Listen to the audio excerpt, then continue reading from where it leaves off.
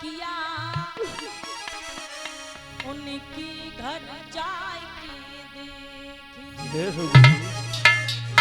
अगर तुम किसी के साथ गलत करोगे ना तो तुम्हारे साथ भी गलत अवश्य होगा, क्योंकि ये बात सत्य है।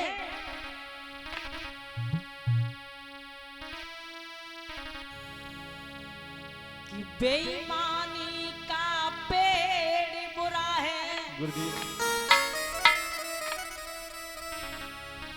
कि बेईमानी का पेड़ बुरा है, कोई लगा के देख ले। याद रखना भक्तों, उस पे फल कड़वा आता है, कोई खाए के तो देख ले। अगर तुम किसी के साथ गलत करोगे ना, एक दिन तुम्हारे साथ गलत अवश्य होगा, ये सत्य है।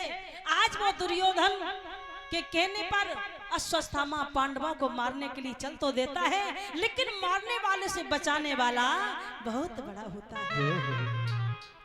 आज जैसे ही वो अश्वत्थामा पहुंचा तो जहां पांडव लेटा करते थे, उस दिन वो पांडव न लेट के वहां पांचों पांडव के पुत्र लेटे हुए थे। अश्वत्थामा ने समझा है कि ये पांचों पांडव हैं, लेकिन वहां पांडव नहीं थे, पुत्र लेटे हुए थे। अश्वत्थामा पहुंच जाता है, तलवार को निकाला और पांचों पुत्रों को मार देता है। पांचों पुत्रों के सर धड़ से अलग कर देता है। आज वहां खून की नदियां बह रही हैं, लोथे पड़ी हैं, और वो सर उठा करके अश्वत्थामा दुर्योधन के पास पहुंचता है। दुर्योधन ने जब देखा बड़ा प्रसन्न हुआ। दुर्योधन कहने लगा, अरे अश्वत्थामा, सच में तुमने ये कर दिया, ये तो कोई नहीं कर पाया, तुमने पांचों पांडवों को मार दिया। अरे अश्वत्थामा, तुमने वो किया है जो किसी ने नहीं कर पाया। मांगिए, आप मुझसे क्या मांगना चाहते हो, इस एहसान को हम तुम्हारी जिंदगी भर नहीं भूल सकते। अब ऐसा करिए अश्वत्थामा जी, हमारी जांग देख रहे हो ना, ये भीम ने तोड़ी है, तो आप ऐसा करो, इसमें सबसे पहले मुझे भीम का सर दे दो। तो हम जिंदा पे न मार सके तो क्या हुआ, लेकिन हम मरे हुए सर को ही अपने हाथों से कुचलना चाहते हैं, मसलना चाहते हैं। जो मेरे हृदय में आग धधक रही है वो शांत हो जाएगी।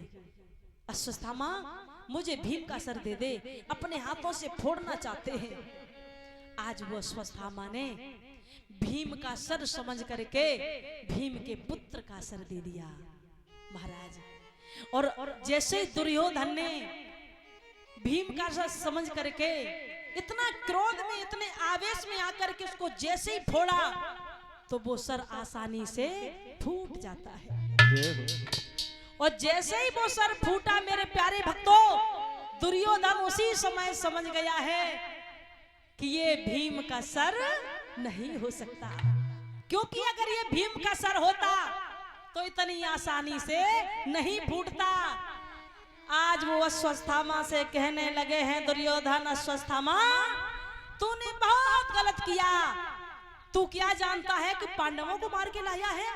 मुझे ऐसा लग रहा है ये पांडवों के सर नहीं हो सकते हैं, मुझे ऐसा लग रहा है कि तू पांडवों के पुत्रों को मार के लाया है। लेकिन एक बात कहूं अश्वत्थामा, अगर तूने ऐसा किया है तो बहुत गलत किया है, क्योंकि मेरे शत्रु, मेरे दुश्मन केवल पांडव थे। पांडवों के पुत्रों को तुम्हें बड़ा स्नेह करता था, वो तो मुझे बहुत प्रिय थे, क्योंकि मुझे मालूम था मेरे जाने के बाद वही तो मेरे वंश को आगे बढ़ाते। मेरी शत्रुता केवल पांडवों तक थी, पांडवों के पुत्रों से मुझे कोई वो नहीं था। पांडवों के पुत्र तो मुझे बड़े प्रिय थे। तूने अच्छा नहीं किया अश्वत्थामा, तूने बिल्कुल अच्छा नहीं किया। और इसी शोकाकुल में दुर्योधन भी अपने प्राण त्याग देता है। बोलिए गोविंद भगवान की। इसी शोकाकुल में दुर्योधन अपने प्राण त्याग देता है। सुबह हुआ,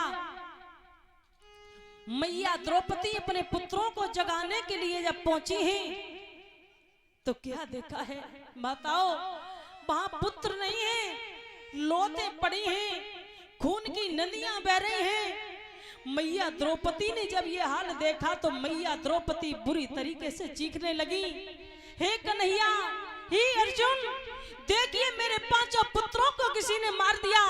ये कौन ऐसा मेरा दुश्मन है जो मेरे 5 पुत्रों को मार के चला गया? भला मेरे पुत्रों ने किसका क्या बिगाड़ा था? आज मैया द्रौपदी विलाप कर रही है। भगवान कन्हैया अर्जुन दौड़ते हुए आए, कहा है कि द्रौपदी क्या बात है?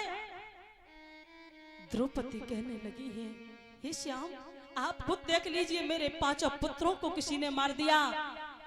अर्जुन ने जैसे ही देखा तो अर्जुन कहने लगे, द्रौपदी चिंता नहीं करो, जिस किसी ने मेरे पुत्रों को मारा है वो बचकर नहीं निकल पाएगा।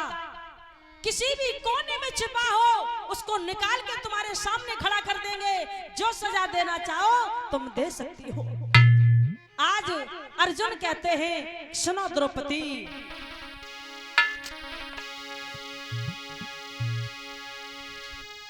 अर्जुन बोले ठहरो भद्रे।